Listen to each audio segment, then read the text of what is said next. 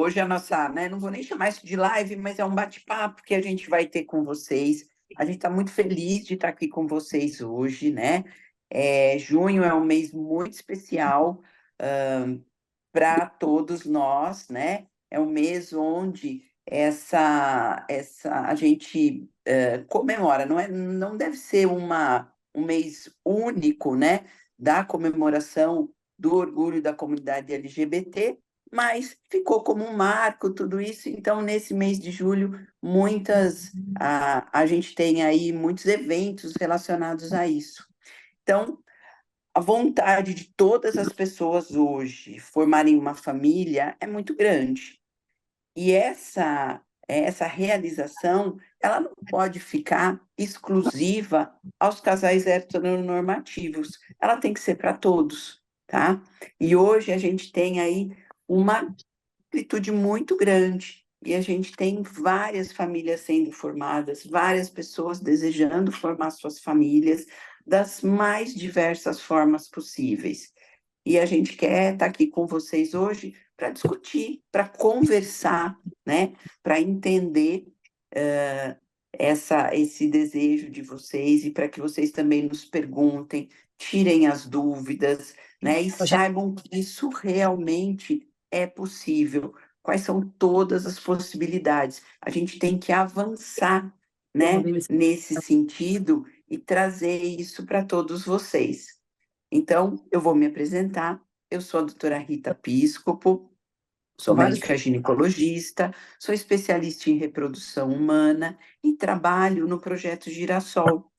O Projeto Girassol é um projeto que visa proporcionar o tratamento de reprodução assistida, tratamento de alta qualidade, baseado na ciência, tá? Com toda a tecnologia que é possível existir de uma forma mais acessível, para que todo mundo tenha esse direito de conseguir fazer a sua família, de conseguir formar a sua família, para que todo mundo tenha o direito, se não deseja formar essa família hoje, que é lá na frente. Um dia eu penso em ter filhos, para que todo mundo tenha o direito de poder, de repente, guardar os seus óvulos, guardar o seu sêmen, para que essa família se forme no momento adequado, né, na melhor hora para vocês. Então, esse nosso projeto, né, o Projeto Girassol, ele tenta fazer isso, tenta ajudar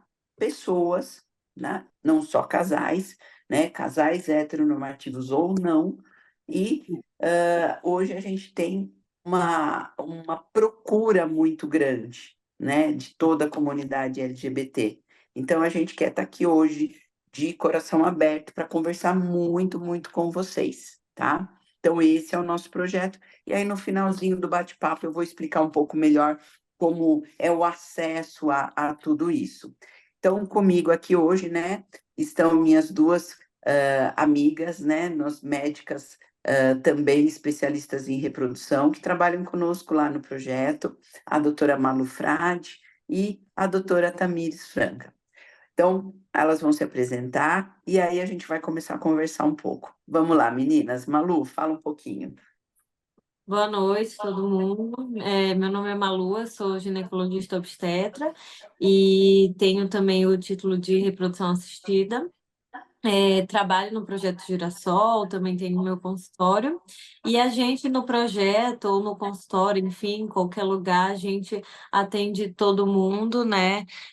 Independente se a pessoa não está num relacionamento e está pensando em congelar óvulos, ou se a pessoa está num relacionamento heterossexual ou homossexual, a gente atende todo mundo e a gente cuida de todo mundo porque é direito de todos, né? Formar uma família, sendo ela sendo uma pessoa homossexual, heterossexual, isso daí a gente acompanha da mesma forma e com todo carinho, e é o que a gente deseja passar isso para vocês hoje, para vocês tirarem as dúvidas de vocês, e a gente vai explicar um pouquinho mais sobre os tratamentos aí que são possíveis, então, nos casais homoafetivos. E agora, quem está aqui é a doutora Tamires. De todas nós, a doutora Tamires não sei se eu posso falar assim, né, Tami, que é a grande especialista realmente que está aqui hoje com a gente no bate-papo, né?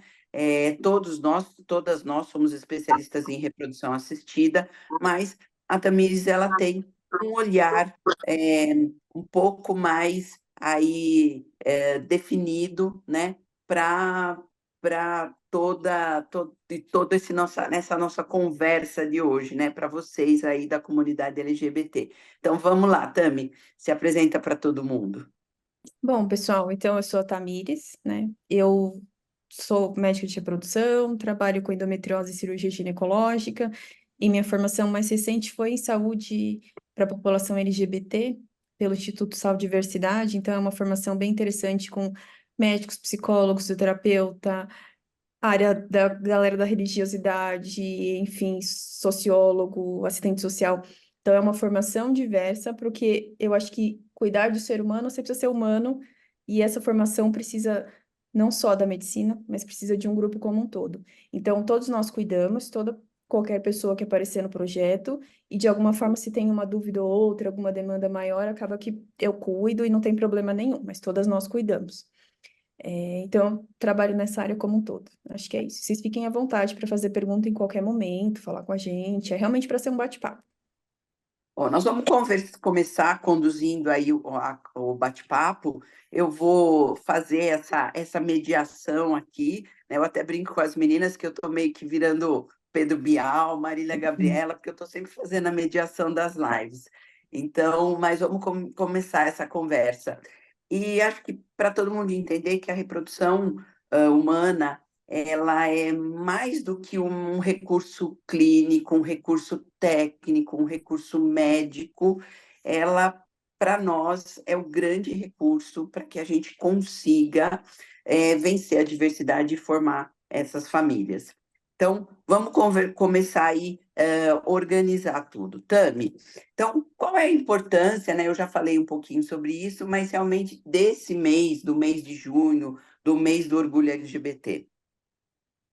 Bom, primeiro, acho que talvez vocês saibam tão ou mais do que a gente nesse lugar de fala sobre esse mês, mas é um mês que habitualmente se luta, ou se tem parada, se tem manifestações da comunidade como um todo, independente se faz parte ou não, de defesa dos direitos da comunidade LGBT, QIAPN+, e todas as letrinhas que vierem além desse mais aí que surgirem.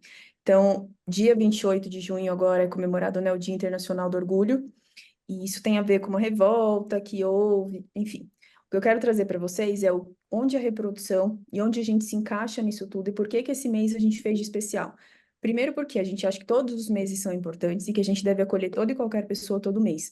Mas nesse mês a gente movimenta a sociedade como um todo, financeiramente falando, organizacionalmente falando, a gente aparece na televisão, tem gente falando do assunto, são milhares de pessoas que vêm para São Paulo na parada. Então, é um mês em que esse assunto está em pauta, em que a gente falar mais sobre isso e tornar algo mais natural, fica melhor ainda, porque aí as pessoas estão interessadas no assunto. Ao longo do ano todo é para ter interesse, mas esse mês em especial, a gente se volta como um todo, e nós aqui enquanto equipe, para formar, para atualizar e para cuidar como um todo. E aí eu trouxe alguns dados, porque eu não sei de cor, mas eu vou contar para vocês a importância desse mês. Espera aí. A gente está em 2024, né? E aí eu vou falar para vocês que a primeira vez que um casal homoafetivo se casou no mundo foi em 2001. Tem 23 anos em que um 3 anos, país pouco no tempo, muito pouco mundo tempo. legalizou um casamento homoafetivo, e foi a Holanda. Mas pra vocês terem uma ideia, ó, lá em 1797, a França foi o primeiro país no mundo que descriminalizou 700, o casamento homoafetivo. Aí, o Brasil, em 830, foi descriminalizar a homossexualidade, que era o nome dado naquela época. Em 72, foi primeira vez que o país, que foi a Suécia, aceitou o tratamento de resignação de sexo, que falava, né? Hoje em dia a gente fala afirmação de gênero e afins no mundo. Em 85, vamos vir para a nossa área, o Conselho Federal de Medicina no Brasil declarou que a homossexualidade, como era na época, não é uma doença. Em 1990, que a ONU, que hoje diz e não diz muito, né? Mas diz e não diz como tem que ser a saúde, o que a gente tem que definir ou não de prioridade como países no mundo, tirou a homossexualidade como uma doença a ser tratada. Em 2015, Israel começou a permitir também, Israel é extremamente religioso. Em 2018, o Pentágono deixou pela primeira vez, 2018, uma pessoa trans entrar no exército americano. Em 2020, foi permitida a doação de sangue no Brasil por pessoas homossexuais, 2020. Em 2021, a realização de procedimentos de reprodução humana. Em 2022, 2 anos atrás, procedimento de reprodução humana com ovo, com partilhamento de óvulos, que a gente vai explicar, a doutora Malu vai falar um pouquinho do tratamento. 22, gente, tem 2 anos. Primeiro casamento no mundo, 2001. Então, assim, do ponto de vista geral, os direitos reprodutivos, nós estamos ganhando e trabalhando. Assim como a reprodução é uma ciência que está sempre mudando e é uma ciência nova, vamos dizer assim, não tem nem 100 anos, os direitos reprodutivos para a comunidade como um todo também não tem tantos anos. Mas a gente está conquistando e não quer perdê-los. Então, eu diria que hoje o que a gente vai contar para vocês, que a gente tem de tratamento e cuidado, já é muito melhor do que a gente tinha 5 anos atrás. Hoje o que a gente consegue fazer, como a gente consegue usar, acesso, banco de sêmen, óvulo, tratamento, inseminação, FIV, já é de um jeito diferente do que era 2 anos atrás. E assim vai, a gente espera continuar agregando. Então, esse mês tem importância porque está em pauta o assunto e a gente consegue mobilizar mais gente para falar sobre isso, mas todos os meses são importantes. E na reprodução humana, como também mais um meio de luta e batalha para que não se perca esses direitos, que estão sendo conquistados aí aos pouquinhos. Isso para a comunidade, mas para nós como um todo, nós enquanto mulheres e direitos reprodutivos e afins, enquanto sociedade, que a gente avance e não retroceda nas coisas. Muito legal, Tami, você fazer essa cronologia aí para que a gente realmente é uma coisa que a gente já sabe, mas que isso fique mais sedimentado ainda, né? Então chama muito atenção essa questão, né? Essa questão dos direitos reprodutivos é extremamente atual, tá? E eu acho que só tende a um caminho de melhora, a um caminho de evolução, não um caminho de retrocesso. Eu acho que isso em todo o mundo, inclusive aqui no Brasil. Mas vamos falar para todo mundo agora, entender quais são as opções, né? Como é que a gente pode realmente fazer os tratamentos de reprodução assistida. Então, a Malu, ela vai comentar conosco e a gente vai fazer isso de uma forma bem didática, bem simples de entender. Basicamente, a gente tem 3 tipos de tratamento, que seria a inseminação intrauterina, a fertilização in vitro, que é o que a gente conhece como FIV, e a barriga solidária. Então, a Malu vai explicar um pouquinho cada um desses pontos para a gente e qual é a diferença, né, da inseminação e da FIV, que isso sempre gera dúvida, que todo mundo sempre faz uma confusãozinha com isso. Sim, verdade. Então, eu vou explicar para vocês, assim, tentar falar de uma maneira bem simples, né, para que todos consigam entender e que não fiquem com dúvida. Então, eu vou tentar separar aqui os tratamentos entre os casais homoafetivos femininos e os casais homoafetivos masculinos. Então, começando por um casal homoafetivo feminino, 2 mulheres, né, chegam num consultório para saber quais são as suas possibilidades, né? O que é muito importante é fazer os exames gerais, por mais que essas mulheres muitas vezes sejam jovens e não vão ter nenhum fator aí realmente que dificulte uma gestação, o ideal é que a gente faça os exames gerais, pesquise a questão aí da reserva ovariana, né?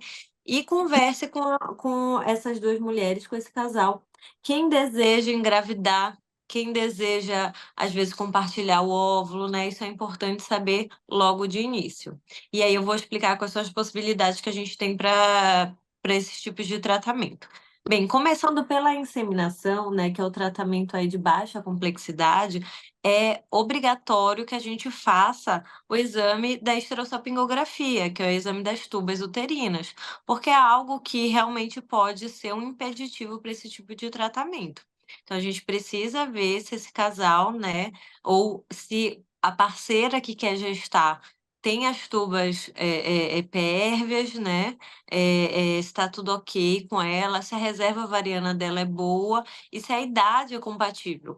Porque o tratamento da inseminação, a gente precisa pensar que deve ser feito também em mulheres jovens, os óvulos são de melhor qualidade, tem uma melhor reserva ovariana, senão a taxa de sucesso acaba diminuindo bastante, né? E uma coisa importante para vocês saberem no tratamento de inseminação, porque muitas mulheres acabam chegando direto com essa ideia da inseminação, né? Mas é importante saber que quando vocês compram o sêmen, esse sêmen vai ser usado para uma inseminação. Então, é um investimento que vocês vão fazer para uma tentativa. Se essa tentativa não der certo, é preciso comprar um novo sêmen. Então, pensando às vezes em custo-benefício, né? Eu gosto de colocar isso em pauta porque é importante também. Talvez para alguns casais a inseminação não seja tão vantajosa, apesar de talvez ser o tratamento que é mais conhecido, que é mais difundido, né? Entre a comunidade, mas talvez não seja aí a primeira opção se a gente for pensar em custo-benefício, tá? Mas é possível sim fazer esse tipo de tratamento se a parceira que quiser gestar tiver as tubas pérvias e se tiver, se for jovem, tiver uma boa reserva ovariana, tá? O outro tratamento, que é o tratamento que aí dá um pouco mais de chances para o casal, seria a fertilização in vitro, né? Que dá uma taxa de sucesso maior e que também há a possibilidade da gente, com a amostra de sêmen, então vocês compram uma amostra de sêmen e fazendo o tratamento é possível ter mais de um embrião. Tendo mais de um embrião, é possível congelar o excedente e isso dá a chance de vocês terem várias tentativas ou, se der certo na primeira tentativa, ter um segundo filho. Então, às vezes, a fertilização in vitro, a princípio, parece realmente um investimento financeiro um pouco mais alto, mas dá mais chances, né, pelo tratamento em si, e dá essa possibilidade também de uma segunda ou terceira tentativa, dependendo do quanto de embriões esse casal conseguir.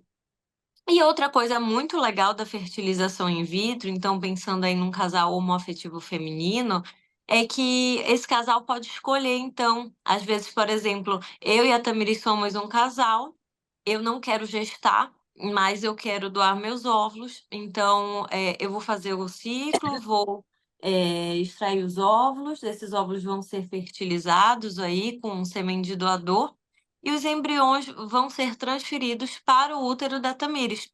Então é legal que ambas participam aí do processo, também é uma possibilidade, mas não é algo obrigatório, né? Então, se, por exemplo, só eu quero participar, eu quero fazer a parte dos óvulos e eu quero gestar, tudo bem também, a Tamires vai ser mãe também.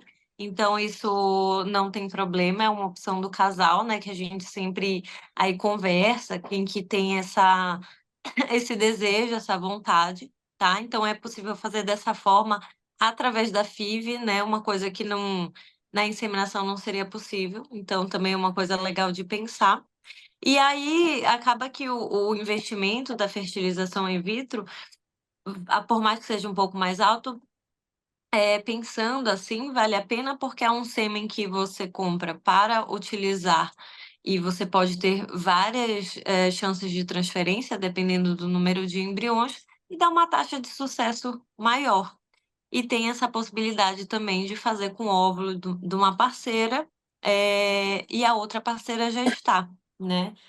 É possível também, se o casal quiser, por exemplo, as duas parceiras vão fazer um tratamento e vão gestar ao mesmo tempo. É possível também, se quiserem. Se quiserem, por exemplo, fazer uma inseminação. Eu e a Tamires, a gente faz a inseminação, eu faço, ela faz, a gente gesta juntas. Tudo isso é uma possibilidade aí para os casais homoafetivos femininos. E também eu acho interessante aqui a gente falar sobre a doação de óvulos, né? Todo mundo aí que entre nos critérios para doação de óvulos pode doar. Num casal homoafetivo feminino, se ambas quiserem doar, pode doar. Isso pode diminuir bastante o custo de tratamento, até isenção do tratamento, ou seja, consegue fazer o tratamento sem custo nenhum. Então, digamos assim, que eu quero doar meus óvulos, mas eu não quero gestar, a Tamires quer doar os óvulos dela e quer gestar. A gente pode fazer dessa forma. A Tamires pode doar e eu posso fazer o ciclo para doar os óvulos para a Tamires e a Tamires com o sêmen do doador formar o embrião e transferir para o útero dela. Então, existem todas essas possibilidades aí do casal homoafetivo feminino, é, que é legal a gente explicar, né? Que acho que o que fica muito em alta, que as pessoas falam muito é sobre inseminação, mas talvez não saibam de todas essas outras possibilidades e de outras formas de conseguir fazer seu tratamento, às vezes com um custo mais baixo, mas com uma chance de sucesso maior do que uma inseminação.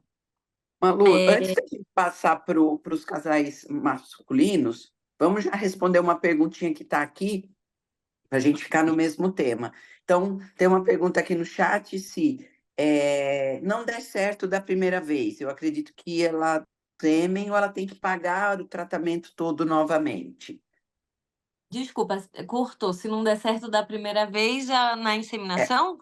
Ela Isso. tem que comprar o sêmen, apenas comprar o sêmen, ou ela tem que pagar, né, só pagar um sêmen novo, só, né? Ou ela tem que pagar o tratamento todo. Não, aí seria um tratamento todo. Então, por exemplo, falando da inseminação em si, né? Para quem não conhece, então é uma estimulação ovariana, tem medicação que essa paciente vai precisar comprar, então tem o custo da medicação, tem o custo do controle ali, né? Para a gente poder ver a evolução, o crescimento do folículo, tudo. E o processo em si da inseminação, que é um procedimento médico, né, que é relativamente simples, mas é um procedimento. Então, isso tem um custo, né, para casais homoafetivos ou para casais heteronormativos, é o mesmo custo, só que para o casal homoafetivo feminino, além desse custo, o casal vai ter que comprar o sêmen. Então, quando você compra um sêmen, faz uma inseminação, é uma chance só. Deu certo, não deu certo, vai ter que fazer tudo de novo, comprar uma nova amostra de sêmen e ter os custos aí do processo em Do si, né, da processo. medicação. E ainda lembrando que o sêmen para inseminação, ele custa um pouco mais caro que o sêmen para fertilização. E Acho que por uns quê? R$ 2.000 mais caro, é mais caro. Ele tem um custo maior, porque o volume de sêmen para fazer a inseminação, então vocês sabem que a inseminação é o quê? Nós vamos fazer vocês ovularem, né? Nós vamos estimular o seu ovário a liberar o óvulo no momento que a gente que a gente faz que a gente controla, a gente faz um controle disso. Então, nós vamos estimular o seu ovário e ele vai liberar o óvulo no momento pré-definido. Nesse momento que o óvulo é liberado, nós vamos injetar o sêmen dentro do seu útero e ele, o espermatozoide, vai lá, vai procurar o óvulo, né, o seu óvulo que saiu do seu ovário, e eles vão fazer esse encontro, esse namoro lá dentro do seu corpo. Então, isso é inseminação. Nós vamos usar uma medicação, fazer com que vocês ovulem no momento pré-definido, injetar um volume de sêmen dentro do seu útero e o óvulo e o espermatozoide vão se encontrar lá dentro. E essa quantidade de sêmen ela é maior e ela custa mais. E aí a gente comprou esse tanto de sêmen, injetou. Se esse namoro deles lá dentro do seu corpo não der certo, acabou. Tem que fazer tudo outra vez. Comprar o sêmen de novo, pagar o remédio de novo. Então, foi uma chance única. Na E aí? FIV, o que é que vai acontecer? Nós Então, vamos usar e uma na medicação onde a fala gente vai conseguir um maior número de óvulos e não um só. Então, nós vamos, às vezes, conseguir aí 8, 10, 12, 15, 20 óvulos. E nós vamos retirar esses óvulos do ovário de vocês através de uma punção. E com uma quantidade de sêmen pequenininha, menor, e por isso um pouco mais barato, fora do corpo de vocês, nós vamos juntar óvulo e espermatozoide. E muitas vezes nós vamos conseguir mais de um embrião, tá? A gente não consegue dizer ao certo quantos nós vamos conseguir antes de fazer o tratamento. Mas, muitas vezes, principalmente nas mulheres mais jovens, nós vamos conseguir mais de um embrião. E aí nós temos, com esse tratamento que a gente fez, já usou o remédio, já comprou o sêmen, a gente vai ter mais chances de colocar embriões prontos dentro do útero de vocês, para que vocês possam engravidar. Então, muitas vezes a gente tem aí 2, 3, 4, 5 chances. Por isso que muitas vezes, embora seja um tratamento inicialmente mais caro, é um tratamento que vai valer mais a pena. E aí também, Malu, a gente tem essas oportunidades, né? Que a gente pode puncionar o óvulo, fazer o embrião e colocar na mesma mulher, ou a gente pode fazer a gestação compartilhada. A gente tira o óvulo de uma, faz o embrião e a outra gesta. Ou a gente ainda pode, esse tratamento ele pode ser compartilhado e as duas podem ficar grávidas juntas. Né? A gente pode fazer as duas engravidarem e, de repente, gestar junto. Então, olha quantas possibilidades num tratamento de FIV a gente pode conseguir. Né? Então, eu acho que a gente tem realmente que entender e explicar tudo isso e amarrar tudo isso muito bem. Então, para a mulher, basicamente seriam essas as opções. E aí a gente tem para os meninos, como é que é para os homens? Perfeito, Rita, isso mesmo. Eu falei, esqueci de explicar o básico, né? Que era como que era feito. Como que era Mas feito? eu acho que agora Deu para ficou bem entender. entendido. E aí, então, vamos passar para os casais homoafetivos masculinos, né? Então, um casal homoafetivo masculino, eles vão precisar de óvulo e de útero, né? Então, aí a gente precisa pensar, quem que vai doar esse óvulos para esse casal, né? A doação dos óvulos pode ser uma doação anônima, então eles entram numa clínica, falam que querem receber óvulos doados, aí vão colocar as características ali do casal, eles ficam aguardando ter um óvulo compatível com eles para poder então fazer o tratamento. No caso dos homens, é apenas a fertilização in vitro, que é possível, pensando aí no óvulo doado, né? E aí a gente vai pegar esse óvulo aí que foi doado por uma pessoa anônima, né? Que o casal não sabe quem é.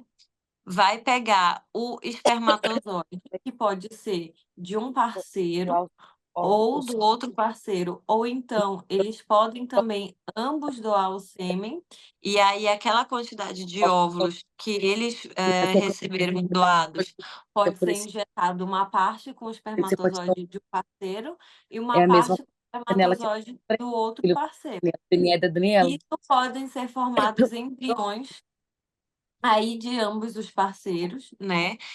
No laboratório é preciso fazer essa divisão aí dos embriões, mas é possível que seja transferido o embrião para essa barriga solidária que a gente vai falar melhor, sem o casal saber exatamente qual É, foi esse embrião fertilizado, se foi do espermatozoide de um ou do outro, o que é uma possibilidade aí interessante para o casal. Tem a doação, então, de um membro da família, né? Então, um parente pode doar para esse casal homoafetivo masculino os óvulos. Aí tem que tomar bastante cuidado, né? Parece uma coisa óbvia, mas às vezes a gente pode não estar lembrando disso. Então, por exemplo, se tem o João e o Paulo, eles são um casal homoafetivo masculino, e o Paulo, a irmã do Paulo, quer doar óvulos. A gente só pode fazer a fertilização, então, com os óvulos da irmã do Paulo e o espermatozoide do João. Eu não posso fazer os óvulos da irmã do Paulo e o espermatozoide do Paulo, porque aí é consanguinidade, né? Então a gente tem que tomar cuidado com isso também. Mas é possível fazer dessa forma, então, com a doação aí de um parente, né, até segundo grau, e conseguir formar aí, dessa forma, o embrião. Tendo o embrião, aí a gente vai para o útero, né? Como é que a gente vai conseguir esse útero? Não vou entrar em muitos detalhes aí sobre questões legais, né? Que eu acho que a Tamiris vai conversar melhor depois de como é possível fazer essa barriga solidária. Mas então esse casal homoafetivo masculino vai precisar aí de uma barriga solidária para poder transferir esse embrião, tá?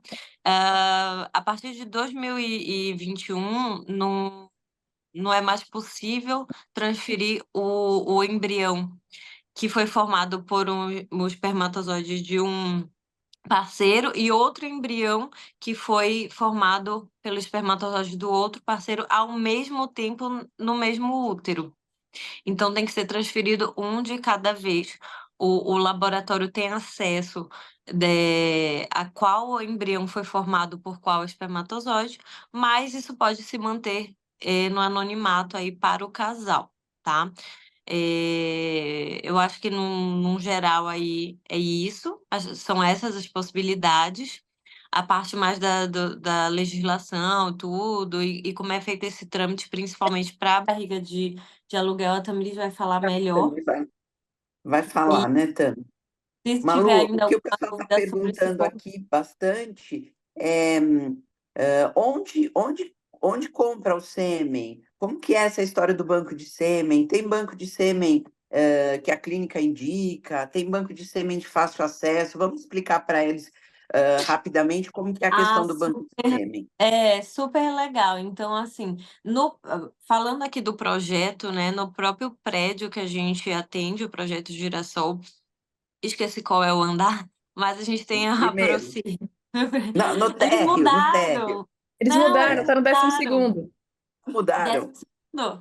Décimo Ah, segundo. então eles mudaram, tá lindão lá. Eu até fui conhecer, esqueci qual era o andar, mas eles estão lá abertos para quem quiser. Então, por exemplo, se vocês passam numa consulta, né, com a gente e depois da consulta já querem passar lá para conhecer, para conversar, para saber mais como é possível fazer a escolha aí do banco de sêmen, como é que mexe no site, tudo. Eles explicam tudo para vocês, né? Então a gente acaba indicando aí a Procid.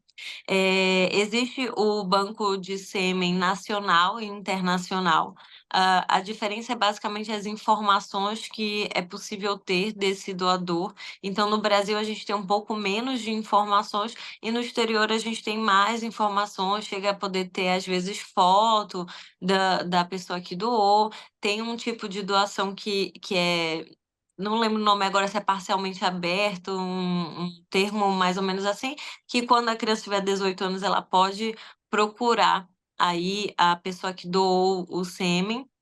Isso, então, é possível para o sêmen de fora do país. No Brasil, a gente tem as características, né? Cor do cabelo, cor dos olhos, cor da pele, enfim, não tem mais muitos dados, né?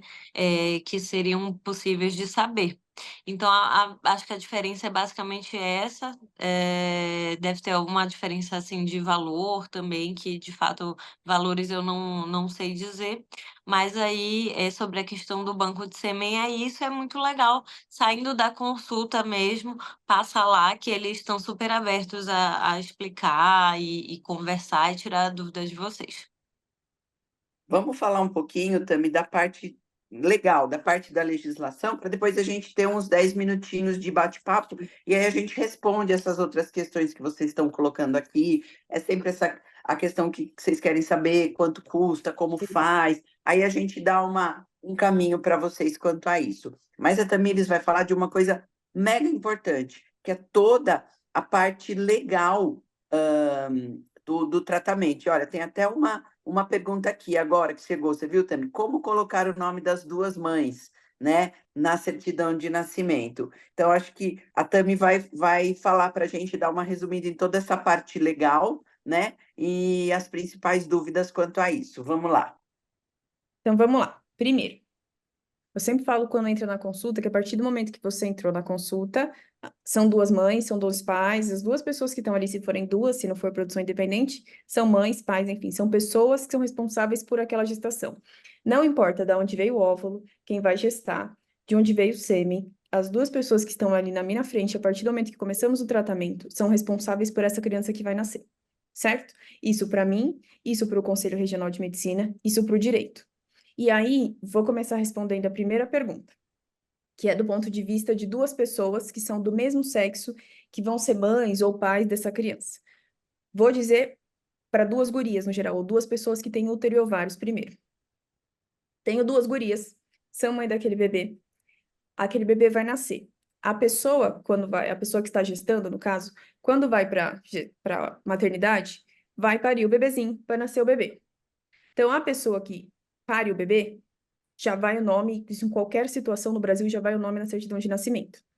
A segunda pessoa, quando ela tem pênis e afins, enfim, do modos mais tradicionais, já vai o nome ali, se tem pai, né? Que no Brasil muitos não têm.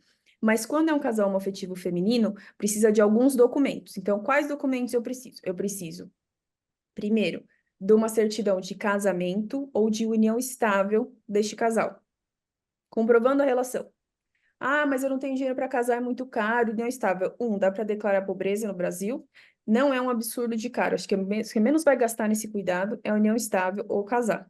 E 3, vocês chegam lá para ter filho e aí vocês saem com a proposta de casamento. Então, no geral, não é um BO para os casais homoafetivos se casarem ou terem uma união estável. No geral, é só um motivo para ficar feliz. Não precisa ser imediatamente quando vai fazer o tratamento com a gente, mas precisa ter esse documento até o momento que a criança for nascer, lá no final. Então, fui para a maternidade, trabalho de parto, o bebê nasceu. Preciso desta cartinha de união estável ao casamento e de uma cartinha da clínica, do responsável da clínica, escrevendo lá bonitinho que vocês fizeram o tratamento na clínica, que foi tudo certinho, que não foi de forma ilegal e que as duas pessoas são mães ou pais. E aí, na certidão de nascimento, com esses dois documentos, igual qualquer outro casal na maternidade. Você já nasceu o bebê, desce lá os andares, cartório, documento, seu documento e da outra pessoa, e já vai estar escrito assim: João, filho de ED. Não está escrito mãe, pai, é filho de ED. Então, a criança já vai para casa com a certidão de nascimento resolvida. Supondo que aconteceu um BO, a gente não casou, a gente queria casar, mas quer fazer uma festa no Caribe, não tem o documento, a criança nasceu. Quando sair da maternidade, ela vai sair com um documento com o nome só da pessoa que pariu, tá? Isso para casais femininos.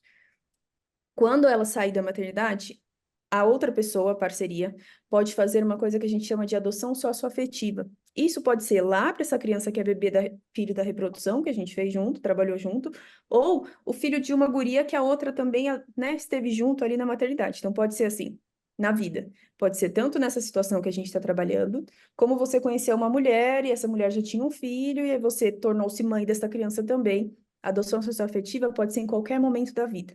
Então, você entra na Defensoria Pública, pede uma adoção socioafetiva, geralmente 1 mês e meio, 2, não demora muito. Você consegue colocar o seu nominho lá, supondo que não tem esse documento. Deixa eu ver o que mais. Se for um casal homoafetivo masculino, o que eu faço? A primeira documentação vai ter o nome da pessoa que pariu, lembra lá? DNV do nascimento, lá na maternidade, mas a certidão posterior, levando a documentação, mesma forma, filho de ED, tá? Então, tem um documento escrito o nome da pessoa que pariu, mas este documento já é modificado com cartinha, a declaração de casamento, da mesma forma, para filho de ED. Se são 2 rapazes, 2 gurias, enfim. Sai com a certidão bonitinho já quando nasce. Que mais? Do ponto de vista legal, isso serve tanto para casais homoafetivos quanto para casais não homoafetivos, tá? Qualquer pessoa. Eu posso, por exemplo, o sêmen. Quanto custa um sêmen? Que é uma das perguntas. Pode custar entre 5 a 10 mil. No geral, o sêmen nacional custa menos que o internacional, não porque ele é pior, mas porque eu não tenho que transportar dos Estados Unidos, da Ucrânia até o Brasil. E transportar material biológico é que nem um órgão, transplantar um rim, um fígado, tá? Então, custa esse transporte. Então, no geral, o internacional é mais caro que o nacional, mas não perde em qualidade, tá? O nacional é tão bom quanto o internacional. Então, doutor, eu tô com dúvida, porque parece que o internacional é melhor. Nada, pode ser nacional. E aí, você tem o sêmen que recebe. Eu posso usar o sêmen, como a Malu falou, do meu irmão na minha parceira? Posso. E quando isso pode ser tanto num casal que é homoafetivo como não? Pode. Até uma pessoa de 4º grau, isso do ponto de vista da nossa legislação e comitê de ética e afins. Só que tem que ser do lado dos opostos, como a Malu orientou. Se sou eu que vou engravidar, vou gestar meus óvulos, minha carga genética, tem que ser da família da minha parceria. O irmão dela, o primo dela de primeiro grau, tem que ser do outro lado, não pode ser do meu lado da família, certo? Mas as duas são mães, essa pessoa não tem nada a ver com a história, do ponto de vista documental. Deixa eu ver o que é mais de legal que precisa saber. Ah, barriga solidária. Quando eu tenho 2 guris, né? Quando eu tenho 2 gurias é mais fácil. Eu tenho 2 úteros, 4 ovários no geral. Eu só preciso do banco de sêmen. Quando eu tenho 2 guris, aí eu preciso de óvulos, né? E preciso de E uma barriga útero. solidária. Do ponto de vista legal, a irmã, por exemplo, de um desses guris pode ser uma barriga solidária? Pode. E, no geral, a primeira opção no Brasil é pensar em alguém ali próximo. A mãe de um desses guris, desses 2 rapazes que tem testículo e pênis, a irmã, uma prima até 4º grau, pode ser uma barriga solidária. E quando não tem? Porque muitos não tem irmã, minha mãe já não tem como. Aí dá para a gente entrar com uma medida legal e solicitar. Já tem jurisprudência, já tem vários casais com alguém próximo, enfim, uma amiga, o que não pode, que se torna barriga solidária. O que não pode é ter um vínculo financeiro. Então, tem uma prima de uma conhecida taralá que por tantos mil vai ter o meu bebê e vai me entregar o bebê. Não existe isso. No Brasil, material biológico, doação, você vai doar um órgão, você vai doar sangue, você vai doar rim. Nada pode ter conceito financeiro, por N motivos, né? Mas do ponto de vista legal, se não tem ninguém na família que possa ser essa barriga solidária para essas pessoas, existem medidas que a gente pode pedir em paralelo, né, mostrando que não tem um vínculo financeiro, que pode se solicitar isso. E os óvulos, a gente tem doadoras de óvulos. E aí entram muitas de vocês que estão aqui, que eu tô vendo várias guriazinhas com nome, que por vezes, voltando ao financeiro e voltando da parte legal, a gente tem uma coisa no nosso jeito de comitê de medicina, de se agir, que é a doação partilhada e a partilha dos custos do tratamento. Então, a gente vai entrar no financeiro um pouquinho aqui, que eu vou falar da legalidade e do custo. Muitas vezes, casais de gurias, no geral, duas pessoas com útero e ovário, são mais Pede jovens. Eu posso ter 2 gurias, 2 pessoas com ovário. Uma que vai engravidar e a outra que vai doar. Ou uma que vai engravidar e que vai doar também. O que precisa para ser doador? Eu vou falar o geralzão, mas até 35 anos, o IMC até 30 ou menor que 30, não pode ter comorbidades, problemas de saúde, não pode fumar, por exemplo, né? E beber, tem que parar de beber, isso para qualquer pessoa. Então, supondo que eu tenha 2 gurias, a gente quer fazer o tratamento, só que os custos estão um pouco mais elevados do que a gente conseguiria arcar. Ou a gente quer fazer o tratamento, mas eu quero doar também, porque eu sei que tem gente que precisa e afins. A pessoa que vai fazer o tratamento pode ser você ou pode ser sua parceira. Uma pessoa vai partilhar com você os custos desse tratamento. Então, no geral, você faz uns 2 ciclos, doa um pouco desses óvulos. A Rita é a responsável da parte de ovo-recepção e doação da nossa equipe. Você doa, e essa pessoa que vai receber ajuda a partilhar os custos. Então, a gente não consegue falar assim para cada pessoa, quanto custa uma FIV, quanto custa uma inseminação? Porque, no fundo, vai depender. Alguém de vocês vai ser doadora, quer ser doadora? Opa, vai abater bem o custo. Qual tratamento vai ser? Quanto de medicação vai usar? Depende de como estão seus hormônios. Será que precisa de um pouquinho mais? Precisa de um pouquinho menos? Quantos dias vai durar o estímulo? Então, no geral, a gente sempre faz uma primeira consulta, até para a gente entender o que vai ser necessário para cada pessoa ou casal que vai, e aí sim a gente consegue dar uma geral do como vai ser o financeiro um pouco. Então, quando a gente partilha, isso é previsto em lei, no CRM também é permitido, né? Lei não, mas no CRM é permitido, eu posso partilhar os meus óvulos, né, no meu tratamento, e partilhar os custos. Quem vai receber pode partilhar os custos. Deixa eu ver o que mais. Do ponto de vista legal, deixa eu ver se eu estou esquecendo alguma coisa. Ó, Tami, tem uma aqui, ó. Minha esposa vai usar os meus óvulos e Tá? quer doar os dela para a clínica. É possível? Super possível. Se passa numa consulta, e eu adoro os meus casais homoafetivos, gurias, né? Os guris também, mas as gurias são ótimas, porque assim, no geral, elas são super pró, querem doar, querem ajudar, tem até 35 anos, não fuma, não tem nenhuma morbidade, menos de 30 de IMC, no geral, o basicão você já tem para essa triagem geral. Aí a gente faz alguns exames Porque assim como vocês vão receber um sêmen filtrado, analisado, sem doença, tudo direitinho, a pessoa que vai receber os seus óvulos também quer isso bem certinho. Então, a gente faz alguns exames específicos a mais para ver se está tudo certinho com você para ser uma doadora. Se você se encaixa nesse perfil, a gente pareia, e assim que tem alguém para receber os seus óvulos, né? Então, eu tenho que ter você, supor, você é morena dos olhos verdes, do cabelo encaracolado. No geral, quando tiver uma pessoa morena dos olhos verdes, cabelo encaracolado, ou semelhante, vamos dizer assim, aí a gente começa o tratamento, para que você possa doar para essa pessoa e também para fazer o seu tratamento. Já engatando esse mesmo contexto, tem uma perguntinha aqui. Demora muito para localizar uma receptora para doação de óvulos? Então, é exatamente isso que a Tamires falou. A gente tenta fazer o que a gente chama de pareamento, que é encontrar pessoas com as mesmas características físicas, com o mesmo tipo de sangue.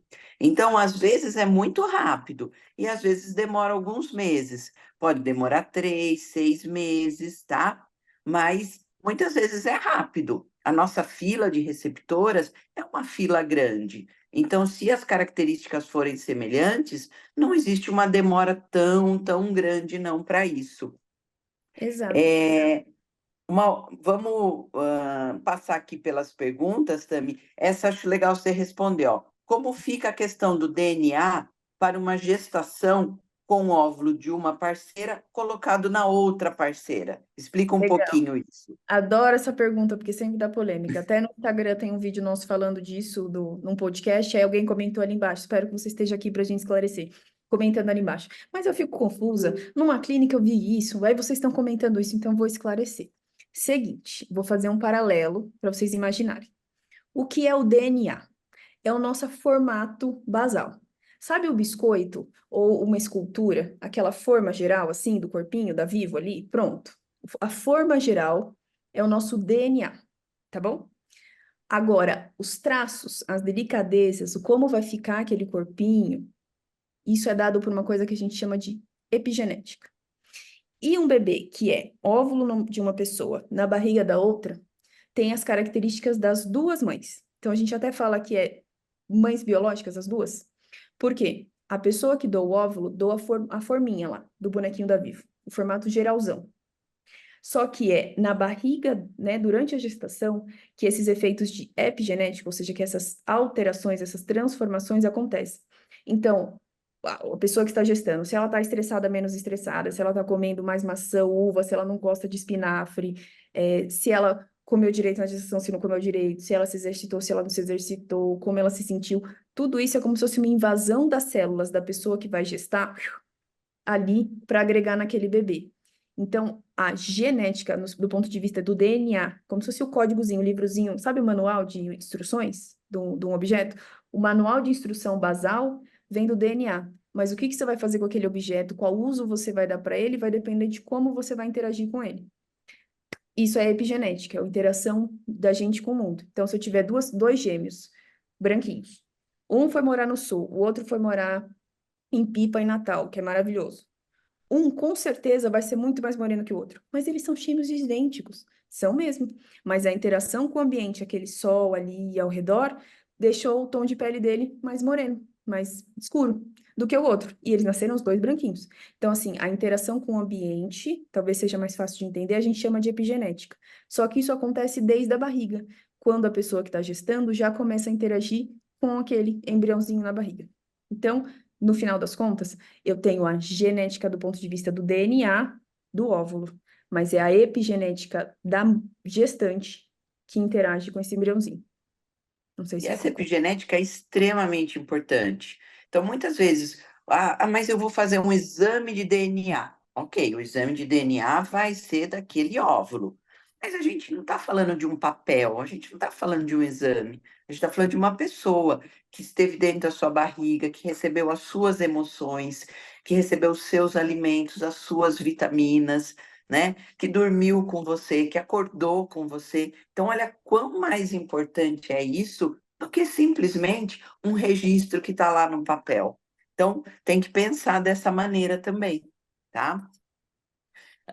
Outras questões que tem aqui é Tem uma muito bonitinha aqui dizendo, se ela doar, se a esposa doar, e se elas levarem mais algumas amigas ainda para doar, olha que legal, né? Se isso vai abater bastante o custo. Sim, isso vai abater bastante o custo, mas é claro que existem, e a Tamires já explicou, algumas regras. Então, a pessoa tem que ser saudável, tem que ter menos que 35 anos, tem que ter um número de óvulos examezinho de sangue que se chama AMH, que é o hormônio antimileriano, e esse AMH ele tem que estar maior que 2,5, precisa fazer o cariótipo, que é o exame genético. Então é assim, como a Tami falou, para você gestar, você quer que esteja tudo legal, tudo ok. E alguém que vai receber os seus óvulos também, que é um óvulo bacana, né? Então, tem que fazer todos esses exames. Então, as duas podem ser doadoras?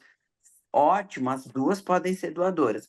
Mas eu já posso explicar para vocês que, assim, mesmo que uma só faça a doação, nós precisamos, para que esse tratamento ele praticamente não tenha nenhum custo, vocês têm que doar 21 óvulos. Então, uma mulher jovem, com boa reserva, é capaz de fazer uma doação de 21 óvulos em um ou dois estímulos. Então, muitas vezes não precisa levar a galera toda. A gente aceita sim, pode trazer, é muito bem-vindo. Olha, a gente Vai ajudar muita agradece gente. não só a gente, né, como as nossas mulheres que estão aí Né? esperando pelos seus óvulos, agradecem bastante. Mas, na verdade, não é preciso reunir uma turma toda, não. A doação de uma de vocês ou das duas, tá? Já pode ser o suficiente para esse tratamento não ter custo. Perguntaram também, Malu, aqui, ó, responde para elas se pode doar em 2 ciclos, se pode estimular em 2 ciclos seguidos, né? Pode estimular uma vez e estimular de novo logo, né? Isso é possível? Sim, é possível, não tem problema, não vai fazer mal, né?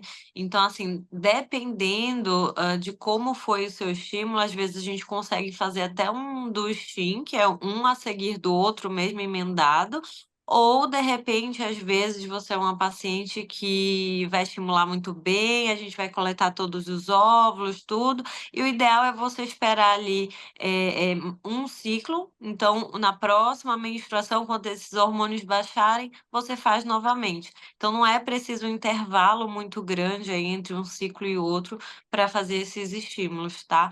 Tanto para doação quanto para uso próprio, enfim.